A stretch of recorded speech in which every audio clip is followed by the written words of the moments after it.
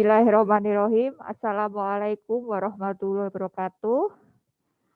Pada kesempatan ini kita berjumpa lagi dalam acara kuliah gastroenterohepatologi.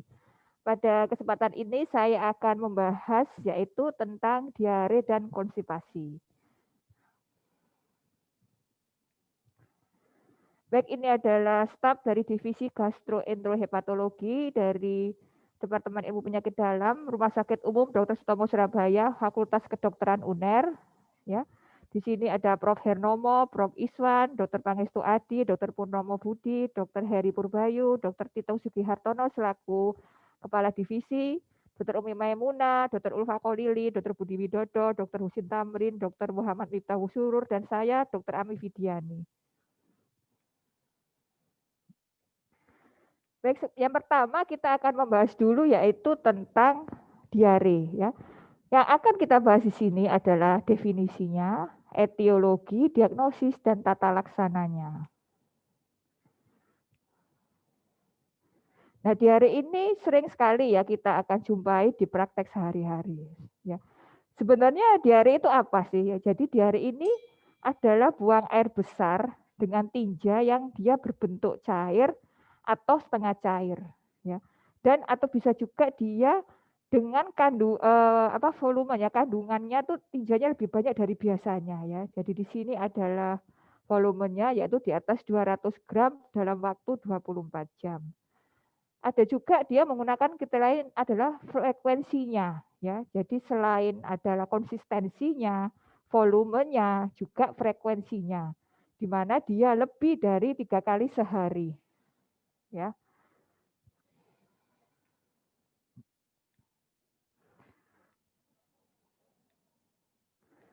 Nah, ini adalah pembagian diare berdasarkan waktunya. Ada diare akut, diare persisten, dan diare kronis. Itu adalah berdasarkan waktunya. Dikatakan diare akut, ya diare akut ini kebanyakan disebabkan oleh infeksi. Itu jika terjadi kurang dari 14 hari. Jika ternyata diare itu terjadi 14 sampai 30 hari, ya maksimal 1 bulan, itu dikatakan diare yang persisten. Kalau diarenya terus-menerus lebih dari 30 hari atau lebih dari 1 bulan, itu dinamakan diare kronis. Ya. Jadi ini pembagian diare berdasarkan waktunya. Kalau orang sudah diare, terus ditambah ada mual atau muntah, itulah yang dikenal dengan gastroenteritis. Ya. Diare ini harus kita bedakan dengan inkontinensia fekal. Ya. Jadi inkontinensia fekal itu buang air besar berulang, tetapi dia karena disfungsi daripada sphincter anal. Nah, ini skema, jadi ini adalah patofisiologi dasar. Kenapa bisa terjadi diare? Ya.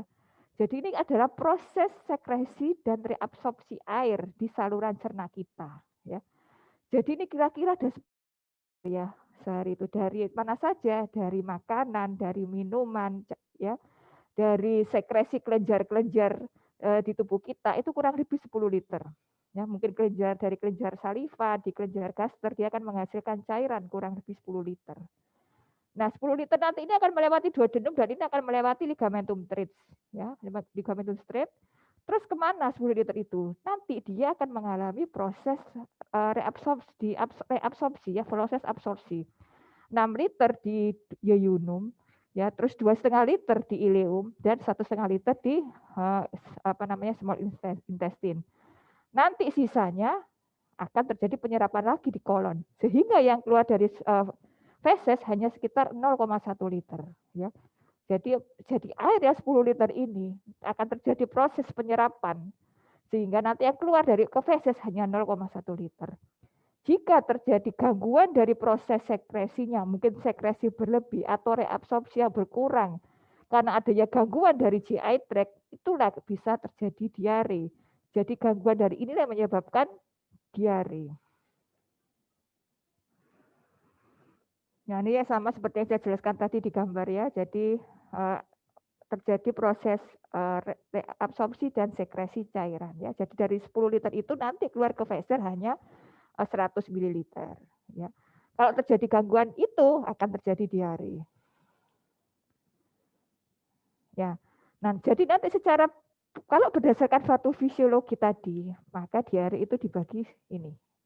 Diare osmotik, diare sekresi, ada diare inflamasi, diare steatore, dan diare dismotilitas atau fungsional. Nah, itu pembagian lama ya. Sebenarnya ada pembagian baru, ini pembagian lain. Sebetulnya hampir mirip juga ya. Di sini kita bedakan diare yang inflamasi. Ya, ada watery diare atau diare yang berair, yaitu diare yang sekretori, osmotik, dan motalitas. Sekretori dan motalitas. Sedangkan diare yang berlemak itu biasanya terjadi karena ada insufisiensi pankreas, bisa karena pertumbuhan bakteri yang berlebih, dan adanya reseksi dari small bowel. Ya, sebetulnya hampir sama saja. Nah, diare osmotik ya. Jadi diare osmotik ini biasanya terjadi karena ada di lumen usus terdapat substansi atau zat yang sulit untuk diabsorpsi. Misalnya laktulosa, sorbitol. Jadi orang ini tidak bisa menyerap ya, biasanya karena kelainan dia intoleransi terhadap laktulosa atau sorbitol. Akhirnya menimbulkan osmotic gap yang tinggi, akhirnya dia menarik cairan yang banyak ya. Nah, ini akhirnya terjadilah karena dia narik karena dia narik cairan yang banyak, akhirnya terjadi produksi nanti yang dikeluarkan melalui feses akan lebih banyak. Ini adalah diare osmotik. Nah, yang lain adalah diare sekretori ya. Jadi di sini karena sekresi cairan yang meningkat ya, di mana sekresi ion interstisial meningkat atau menurunnya absorpsi ion. Jadi di sini karena sekresi yang meningkat sehingga terjadi retensi di lumen yang meningkat. Ya. Dan di sini kalau diare sekresi ini biasanya volume diarenya banyak. Ya. Nah, ada diare inflamasi. Sebenarnya diare inflamasi itu apa? Jadi mungkin karena ada patogen-patogen, entah itu virus atau biasanya bakteri ya. Jadi dia karena adanya reaksi inflamasi dihasilkanlah mediator inflamasi ya seperti sitokin dan prostaglandin itu menyebabkan kerusakan dinding usus. Karena ada kerusakan akhirnya sekresi cairannya berlebihan. Akhirnya yang dikeluarkan ke feses berlebihan, akhirnya terjadilah diare ya. Begitu juga kalau ada luka di usus, ada ulkus di usus, itu akan mengganggu proses daripada absorpsi dari air, dari elektrolit dan nutrisi. Ya. Nah, ini diare inflamasi. Nah, apa diare? Ada lagi pembagian secara fisiologinya diare dismotilitas atau fungsional ya. Jadi di sini adalah gangguan dari motilitas usus ya. Jadi waktu transit ususnya meningkat cepat ya. Nah, ini biasanya pada kelainan-kelainan yang fungsional seperti IBS, irritable bowel syndrome ya. Jadi kelainan fungsional itu dia kalau kita lakukan pemeriksaan kolonoskopi dia tidak ada kelainan ya. Jadi tapi di sini adalah gangguan daripada motilitasnya. Yang lain adalah diare steatore ya.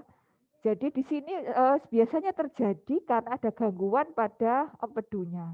Jadi semua proses yang mempengaruhi digesti dan absorpsi lemak seperti mungkin penyakit celiak, ada reseksi suhu halus atau insufisiensi pankreas akan menyebabkan diare yang mengandung lemak.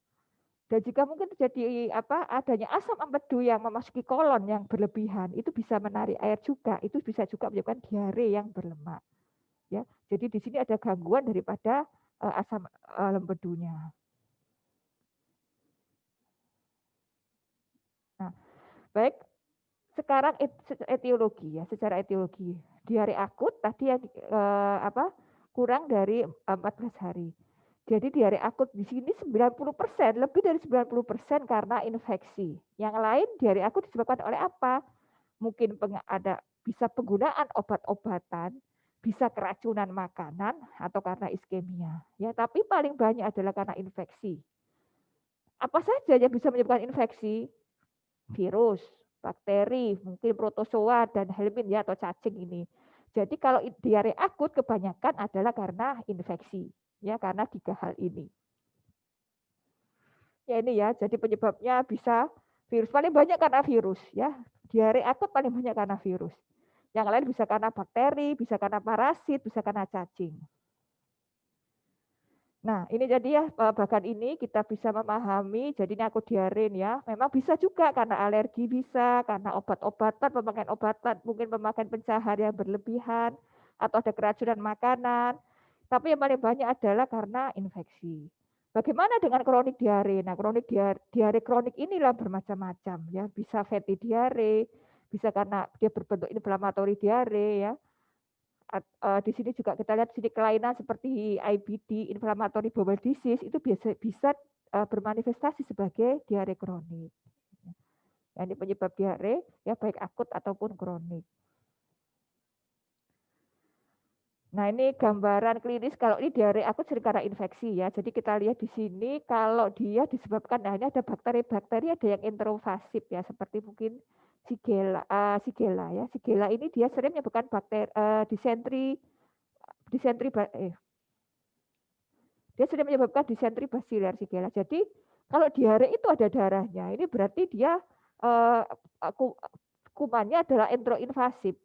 Ya, contoh kalau Shigella, Salmonella, ya dia ada bukti inflamasi pada tinja dan biasanya keluarnya ada mual, muntah dan ada demam. Ya, ini biasanya kalau bakteri-bakteri yang enteroinvasif.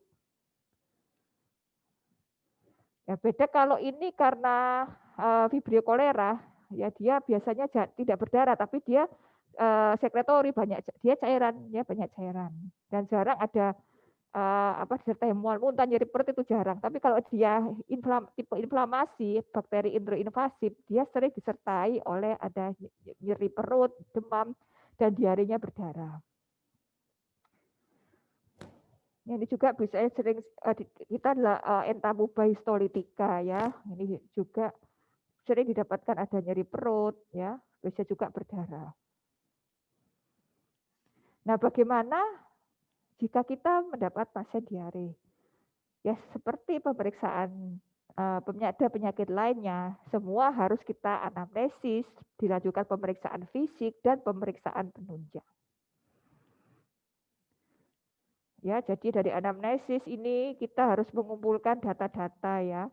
Kapan, onsetnya kapan, durasinya, frekuensinya, volumenya bagaimana, ada tidak malam hari, ada tidaknya darah, terus ada gejala-gejala lain, ada demam, mual, muntah, sehingga nanti kita dari anamnesis pun kita sudah bisa mengkira-kira, oh ada darahnya, mungkin dia karena bakteri yang enteroinvasif.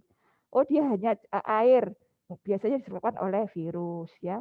Terus juga tentang data-data epidemiologi, mungkin dia habis makan apa, atau kita jangan selalu berpikir karena dia adalah karena infeksi, mungkin dia memakai obat-obatan apa, ya. Terus mungkin juga dia pernah perjalanan ke daerah mana, itu juga perlu kita tanyakan, ya. Kalau dia dikatakan berat ya, dehidrasi berat, kalau volume diarenya banyak, terus ada demam ya, demam itu pada orang diare bisa dua. Bisa memang karena dia dehidrasinya yang berat sehingga dia demam, atau mungkin karena infeksinya yang berat karena memang infeksinya berat sehingga dia demam. Ya, jadi kalau ada orang diare demam itu kita harus pikirkan demamnya bisa karena dehidrasinya atau karena infeksi yang berat. Ya. Terus kalau ada diare berdarah ya, diare berdarah ini biasanya pada diare inflamatori ya, karena ada bakteri yang enteroinvasif yang merusak epitel usus itu. Ya. Diare berdarah ini seperti yang tadi ya, sering pada Shigella ya, makanya disebut disentri basiler. Ya, bisa juga karena amuba, Entamuba histolytica bisa. Jadi disentri itu bisa karena Shigella atau karena amuba.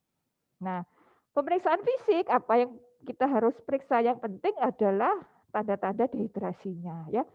Nah, kalau pada orang dewasa kita melihat mata cekung turgor. Kalau turgor ini kalau pada orang dewasa mungkin itu sulit, apalagi orang tua. Orang tua ya pasti turgornya akan menurun ya. Jadi mungkin kita bisa lihat yang lain, mukosanya bagaimana, ada matanya colong atau tidak, rasa haus, terus yang enggak tensinya bagaimana, apakah hipotensi atau takikardi ya. Kalau turgor kalau orang tua sulit karena pasti sudah menurun turgornya kalau orang tua. Nah, pemeriksaan laboratorium ya ini juga harus dilakukan ya untuk melihat inflamasi bisa darah lengkap ya, kita lihat leukositnya, LED atau CRP untuk melihat tanda-tanda infeksi, fungsi ginjal, elektrolit ya. Kalau curiga karena amuba bisa diperiksa juga serologi amuba. Terus kalau untuk diare kronik biasanya terjadi hipoalbumin, ya. Terus kalau dia dehidrasi berat bisa sampai terjadi hiponatremi. Nah, atau mungkin kita curiga ada penyakit lain, ya. Kalau dia diare kronis kita juga harus curiga apakah dia suatu hipertiroid, ya. Karena orang hipertiroid dia biasanya diare, ya, bisa diperiksa fungsi faal tiroid, TSH dan FT4 minimal itu untuk memeriksa faal tiroid. Nah, ini ya nah, kalau pada diare kronis dengan apa? Kita melihat pemeriksaan fisik ada beberapa yang khas, ya. Misalnya ortostatik hipotensi, dia biasanya pada orang yang dehidrasi atau neuropati, ya. Atau mungkin kalau didapatkan hiperpigmentasi, dia sering pada penyakit Addison, ya. Terus ada apa namanya artritis, kita curiga adalah mungkin dia suatu inflammatory bowel disease, ya. Jadi penemuan-penemuan khas ini bisa mengarahkan kita ke penyakit yang mana. Karena itu pentingnya adalah pemeriksaan fisik. Nah, bagaimana kalau ada orang dengan diare akut, ya? Karena pasti kita sebagai dokter akan sering dapat pasien dengan diare akut, ya. Diare akut paling sering karena infeksi. Yang pertama yang kita harus tentukan adalah derajat dehidrasinya bagaimana, ya. Derajat dehidrasinya kalau memang didapatkan dehidrasi, ya, bisa apakah dia dehidrasi ringan, dehidrasi sedang atau berat, kita harus berikan rehidrasi. Bisa diberikan simptomatik ya anti diare, nanti kita bahas, ya. Terus nanti bisa dilakukan tes-tes khusus, dan kalau memang diperlukan antibiotik bisa kita berikan antibiotik. Tapi yang penting utama adalah kita rehidrasi dulu, itu yang utama. Pemeriksaan tinja atau feses lengkap bisa, ya.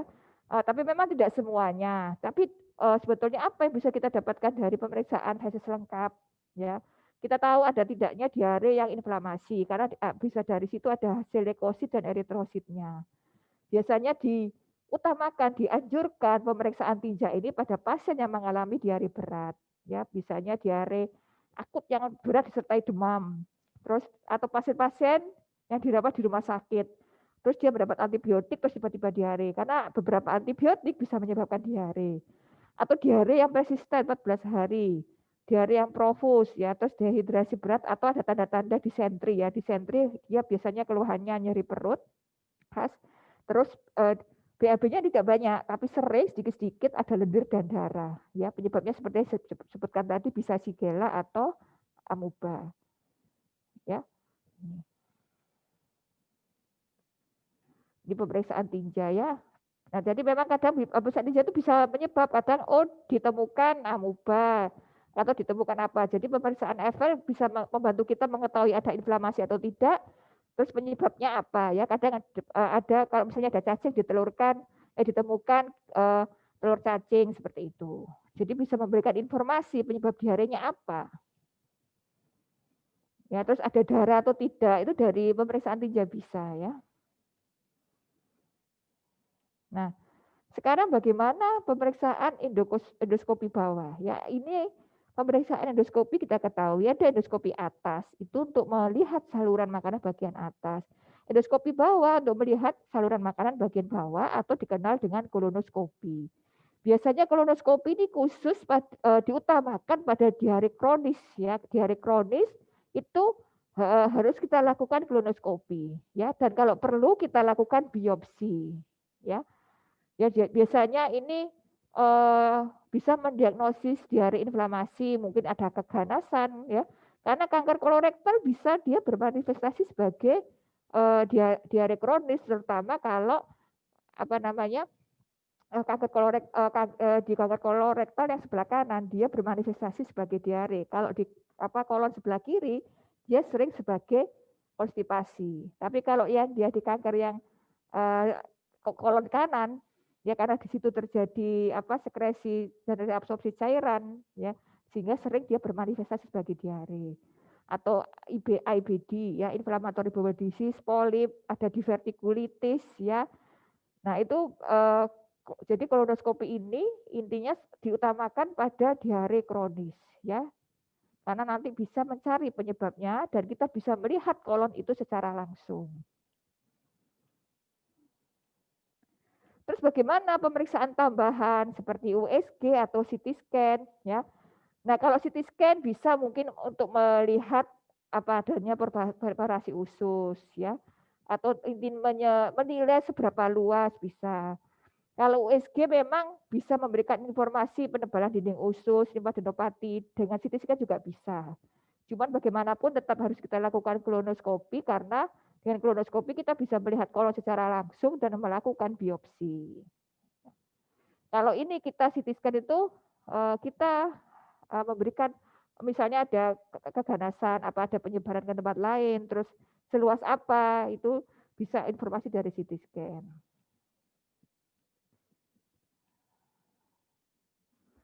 Nah, tadi sudah kita tata laksana diare ya.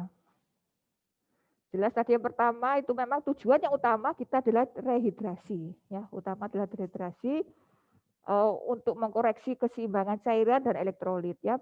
Kita tergantung kalau dia memang bisa oral bisa kita berikan oral, tapi kalau dehidrasinya sudah sedang sampai berat harus diberikan cairan infus, diberikan infus cairan kristaloid ya, bisa peset atau ringar laktat ya atau ringar asetat. Terus bagaimana dengan pengobatan anti diare? Apakah boleh? Apakah aman? Sebenarnya kalau kita melihat patofisiologi diare, terutama pada diare yang infeksi atau inflamasi, diare ini bertujuan untuk mengeluarkan virus, mengeluarkan bakteri. Sehingga sebetulnya diare ini tidak perlu dihambat karena dia merupakan mekanisme fisiologis. Cuma terkadang orang-orang merasa kalau orangnya berpergian atau mungkin terlalu banyak dia tidak nyaman. Apakah dibenarkan memberikan anti diare ya? Yang sering banyak beredar adalah contohnya loperamid ya. Loperamid ini adalah obat anti motalitas. Dia menurunkan peristaltiknya. Ya bisa kita pertimbangkan kalau dia melakukan perjalanan atau jadwal ketat ya. Ini dosisnya. Tetapi tidak dianjurkan kalau dia pada pasien diare yang inflamasi, yang ada febris dan disentri ya.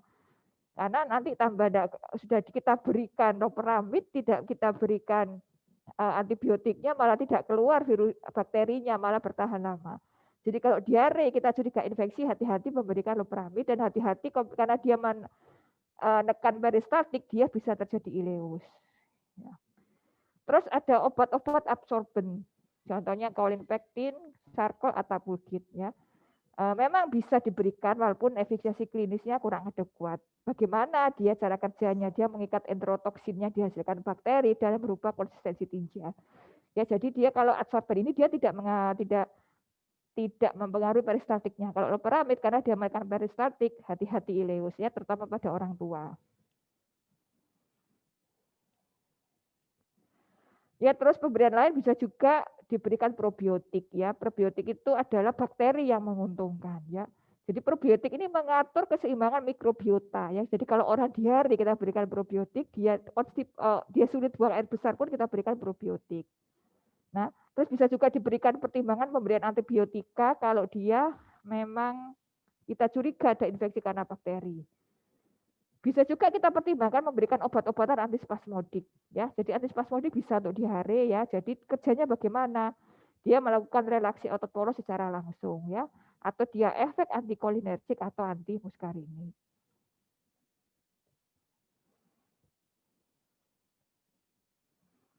Nah, ada octreotide ya. Octreotide ini juga bisa, tapi ini adalah untuk diare kronis ya. Biasanya untuk mengobati diare kronis. Ya ini ya pemberian antibiotik ya berdasarkan penyebabnya. Misal Shigella, terapian pilihnya bisa ciprofloxacin, salmonella mungkin bisa diberikan golongan quinolon atau diberikan golongan cephalosporin ya. Jadi kalau memang kita curiga kasusnya karena bakteri, bisa kita pertimbangkan untuk memberikan antibiotik ya.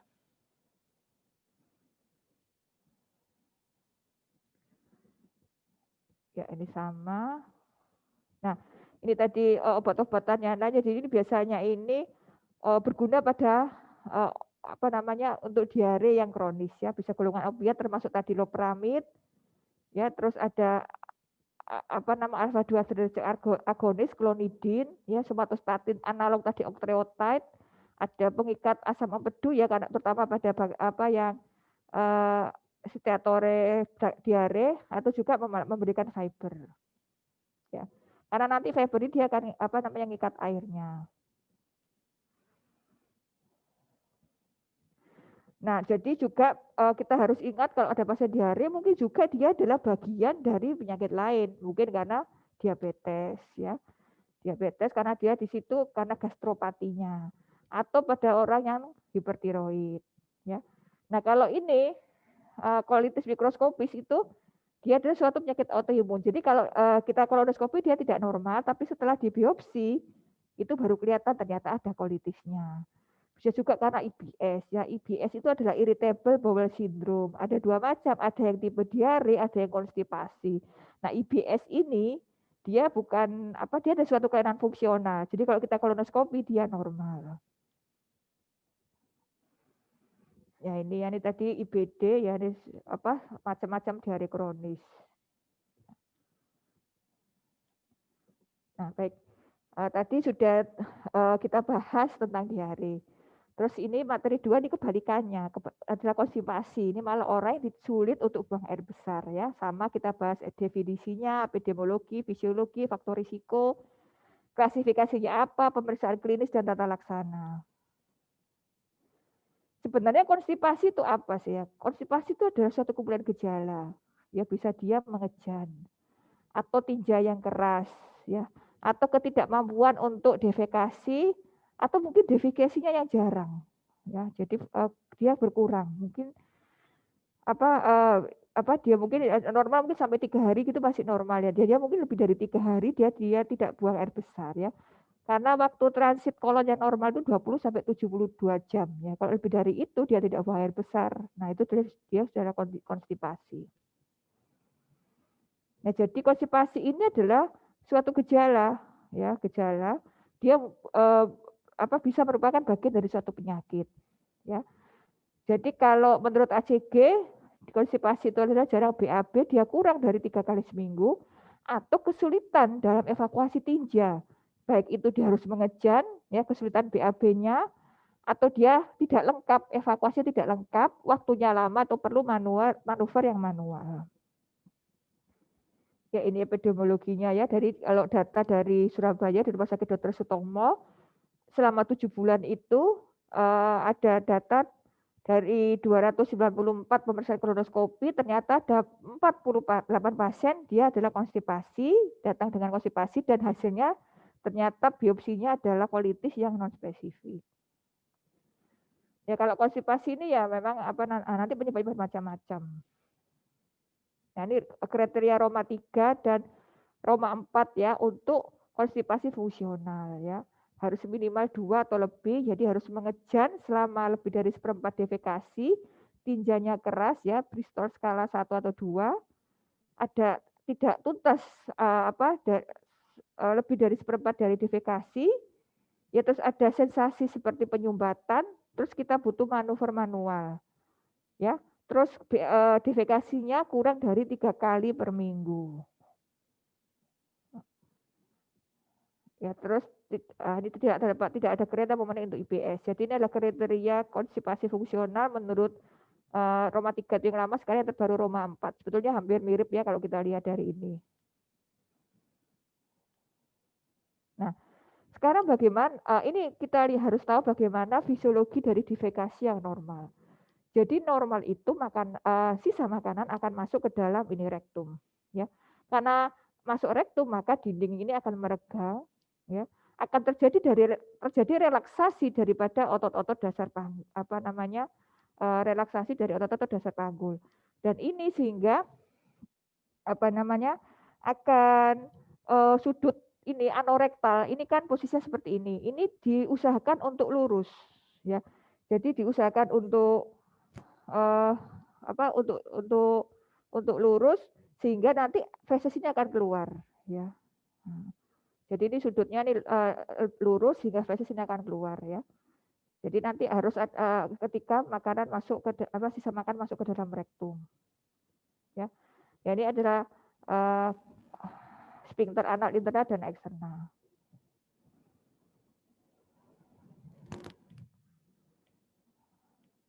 Nah, kalau terjadi gangguan dari proses tadi ya, terjadi gangguan kita kembali dulu ya. Kalau terjadi gangguan mungkin dari proses ada kelainan daripada relaksasi otot-otot dasar panggulnya atau mungkin kelainan dari sphincternya atau kelainan dari motilitasnya itu bisa menyebabkan konstipasi.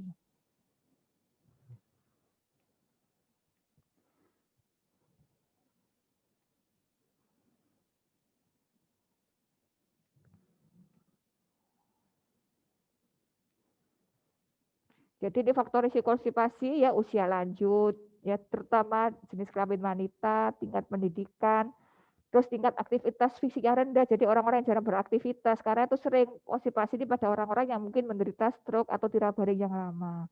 Terus status sosial ekonomi, terus etnis dan mungkin orang ini ada penggunaan obat-obat tertentu yang bisa menyebabkan konstipasi. Jadi itu harus kita gali nanti pada anamnesis. Nah, sekarang klasifikasi konstipasi ya. Konstipasi itu ada yang primer, ada sekunder. Primer itu jika memang penyebabnya kelainan intrinsik daripada usus, ya. Di sini dibedakan lagi transit normal, transit lambat, dan karena disfungsi anorektal atau disfungsi dasar panggul.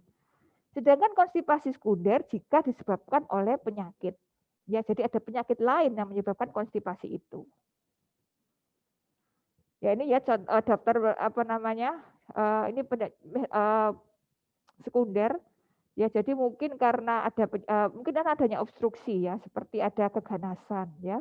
Nah konstipasi ya karena adanya obstruksi itu sering kita kenal dengan obstipasi ya. Jadi karena ada obstruksi biasanya karena kanker kolorektal. Atau mungkin ini ada penggunaan obat-obatan ya. Ada obat-obatan tentu dia yang memang menyebabkan konstipasi. Ya, contohnya di sini apa? Kita antasida karena dia mengandung aluminiumnya. Terus di sini obat calcium channel blocker CCB ya contohnya nifedipin, verapamil itu bisa menyebabkan konstipasi. Terus mungkin selain daripada mungkin ada obstruksi atau obat-obatan, mungkin juga ada penyakit-penyakit metabolik lain, contohnya tadi diabetes ya. Itu menyebabkan konstipasi ya atau hipotiroid kalau tadi hipertiroid diare orang hipotiroid sering menyebabkan konstipasi atau mungkin ada kelainan neurologik dan yang lain ya mungkin pasien stroke ya seperti saya bilang tadi pasien stroke ya karena pasien stroke selain karena memang gangguan dari persarafannya dia juga karena sering karena tirabaring lama kurang aktivitas sering menyebabkan konstipasi. Nah jadi tadi konspirasi primer, jadi kelainan intrinsik daripada usus. Di sini ada dibagi lagi ada transit normal, transit lambat atau gangguan dari defekasi. Jadi transit usus normal, makanan di usus yang normal itu 20 sampai 72 jam. Kalau pada transit normal, jadi dia apa namanya? Dia transitnya normal ya. Dia bisa apa namanya? Merasa mau BAB, dia ingin BAB tetapi di situ tidak lengkap. Jadi evakuasinya BAB-nya itu tidak tuntas lah kasarannya. Itu transit normal. Nah kalau transit lambat, ya jadi dia fesesnya jarang, ya tidak ada keinginan orangnya, tidak ada keinginan untuk defekasi itu tidak ada. Kalau kita lakukan namanya pemeriksaan transit kolon, ya jadi kita berikan radio opak kapsul 5 hari setelah itu terjadi retensi di kolon lebih dari 20%. Itu transit lambat. Nah, gangguan defekasi, defekatori ini adalah gangguan pada otot-otot dasar panggul. Ya. Jadi karena terjadi gangguan dari otot-otot dasar panggul sehingga kalau kita lakukan pemeriksaan ekspulsi balon atau kita pemeriksaan manometri itu apa namanya terjadi gangguan. Ya, ini adalah konstipasi primer. Ya.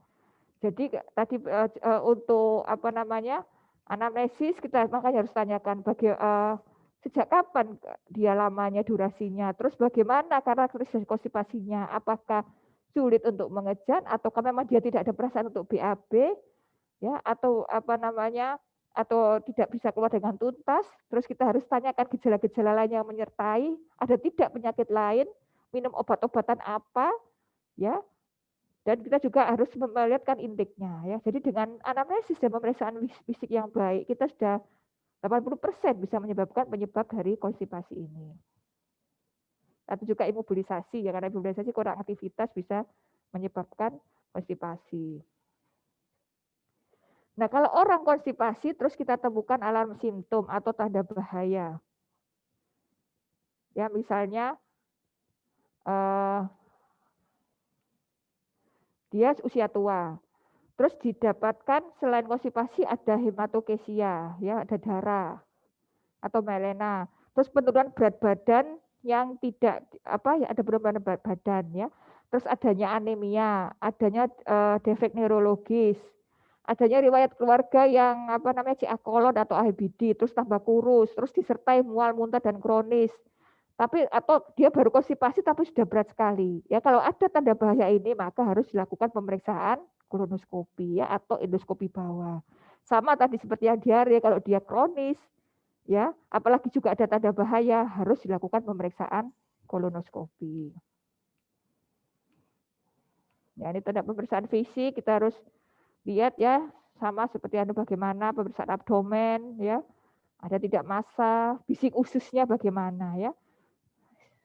Terus kalau bisa mungkin kita perlu lakukan rektal tose, kita lihat bagaimana sfinkternya, anorektalnya, ya ada feses atau tidak, ya dari ada hemoroid atau tidak, ada tumor atau tidak, itu bisa kita ketahui kalau dari pemeriksaan rektal tose. Ya. Jadi kalau ada orang konstipasi, apalagi konstipasi kronis, jangan lupa lakukan pemeriksaan rektal tose.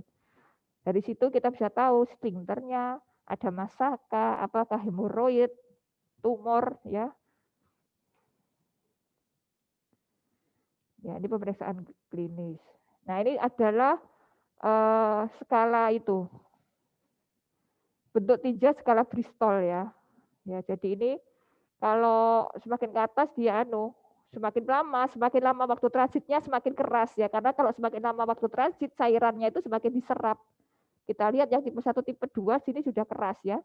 Jadi semakin lama waktu transit itu semakin keras.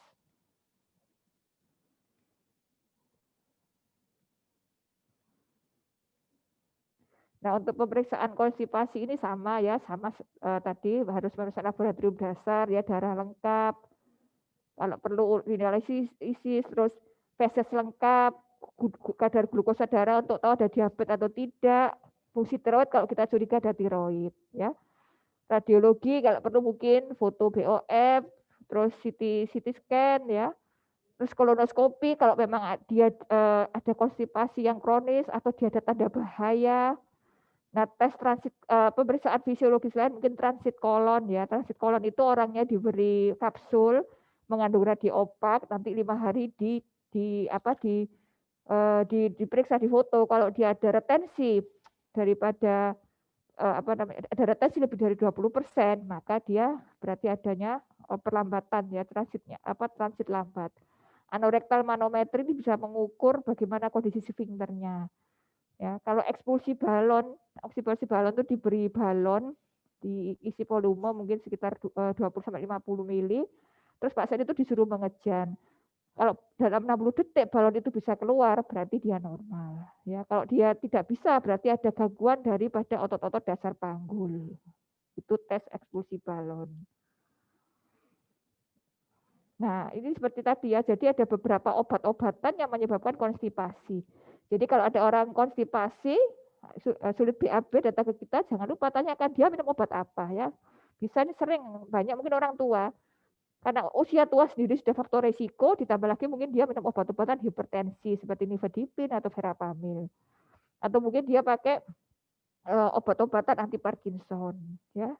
Terus ternyata diuretik, beberapa diuretik menyebabkan konstipasi juga. Nah, ini. Nah, bagaimana tentang terapi pada pasien konstipasi?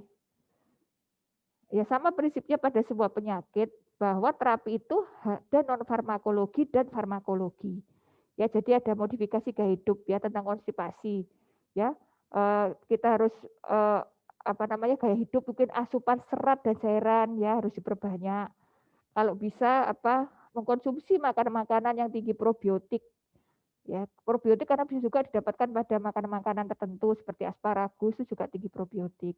Terus harus aktivitas fisik meningkat ya, karena kalau aktivitas kita sering olahraga atau kita ada aktivitas fisik maka mobilitas usus ini akan baik. Terus mengelola kebiasaan defekasi, terus menghindari mengejan dan membiasakan kebiasaan defekasi setelah makan. Terus menghindari obat-obatan yang dapat menyebabkan sembelit. Itu adalah non farmakologi. Nah, farmakologinya apa? Nah, farmakologi ini yang sering adalah laksatif ya. Jadi obat-obatan konstipasi selain laksan ada yang non laksan. Yang laksatif ini macam-macam, ada buklasatif ya. Buklasatif ini seperti contohnya metaselulesa atau Vicilium. Jadi dia adalah tinggi serat, jadi dia akan menarik air sehingga feses itu lebih lunak sehingga mudah dikeluarkan. Itu kalau bak laksatif. Kalau yang laksatif osmotik dia ada suatu zat yang sulit diabsorpsi sehingga dia akan menarik air ya seperti PEG ya atau laktulose sehingga dia zat yang sulit diserap sehingga dia menarik air sehingga feses akan gampang dikeluarkan. Ada laksatif simulan ya contohnya bisa kodil. Jadi dia merangsang daripada peristaltik usus. Karena dia merasa peristaltik biasanya orangnya mules kalau minum laksatif yang stimulan. Ya laksatif ini ada yang diberikan oral, ada bisa juga supositori ya. Nah, ada satu lubiproston ya. Lubiproston ini dia merangsang kalsium channel sehingga klorida meningkat, itu akan narik air sehingga feses akan mudah dikeluarkan. Nah, selain laksatif apa ada prokinetik ya. Prokinetik ini dia merangsang daripada peristaltik sehingga akan meningkatkan kerja daripada laksatif. Nah, apa komplikasi daripada konstipasi ini ya bisa terjadi prolaps rektum. Ya kalau hemoroid bisa terjadi perdarahan, obstruksi, fisura anus dan sering terjadi ISK atau infeksi saluran kemih. Nah, ini adalah bagaimana manajemen konstipasi di pelayanan primer ya. Jadi di mungkin kalau kita vaskes tingkat 1. Kalau ada pasien dengan konstipasi, yang pertama kita cari adalah ada tidak alarm simptom ya atau red flag seperti yang saya bilang tadi. Atau usia di 40 tahun atau mungkin dia suspek konstipasi yang sekunder, ada tidak. Terus jangan lupa lakukanlah rektal tose. Ada tidak kelainan, teraba tidak massa. Kalau ternyata itu ada gejala alarm, ada usia di atas 40 tahun, ada kelainan saat kita melakukan rektal tose, kita bisa rujuk untuk melakukan pemeriksaan lebih lanjut, refer kita rujuk. Tapi kalau tidak ada alarm simptom, kita tidak curiga suatu konstipasi sekunder, kita RT normal, bisa kita terapi empiris 2-4 minggu ya. Kalau memang tidak ada perubahan, pertimbangkan untuk kita rujuk ya. Kita rujuk ini kita rencanakan untuk lakukan kolonoskopi. Ya, ini ya. Nah, kalau ini yang di vaskes yang tingkat lanjut sama mesti kita cari itu adalah tidak gejala alarm sign-nya, usianya, curiga tidak suatu konstipasi sekunder, terus RT-nya bagaimana ya. Kalau tidak ada ya langsung kita terapi empiris dulu tidak apa-apa. Terapi empiris seperti yang saya sebutkan tadi, baik non farmakologi atau farmakologi. Tapi kalau ada gejala ini positif, lakukanlah pemeriksaan lanjutan ya. Analisis feses, laboratorium dan kalau perlu adalah kolonoskopi ya. Kalau ternyata dari kolonoskopi tidak ada lesi organik, mungkin suatu kelainan yang intrinsik yang fungsional. Kita lakukan pemeriksaan bisa transit kolon, anorektal manometri, atau balon eksposi tes. Tapi kalau ternyata dari kolonoskopi ada kelainan yang mendasari, ya maka kita obati berdasarkan penyebabnya. Apakah suatu inflammatory bowel disease atau suatu keganasan, ya itu. Baik. Dengan demikian tadi sudah kita bahas semua yaitu tentang diare dan konstipasi ya. Di mana kedua penyakit ini akan sering kita jumpai pada praktek sehari-hari. Yang jelas yang pertama harus kita waspadai kalau diare kronis dan konstipasi kronis carilah adalah tidaknya alarm sign ya. Dan untuk konstipasi jangan lupa yang paling gampang yang bisa kita lakukan adalah lakukanlah rektal tose ya. Dengan itu kita tahu ada kelainan atau tidak, ada massa atau tidak. Ya, baik dengan demikian saya akhiri kuliah ini semoga bermanfaat bagi kita semua. Wassalamualaikum warahmatullahi wabarakatuh.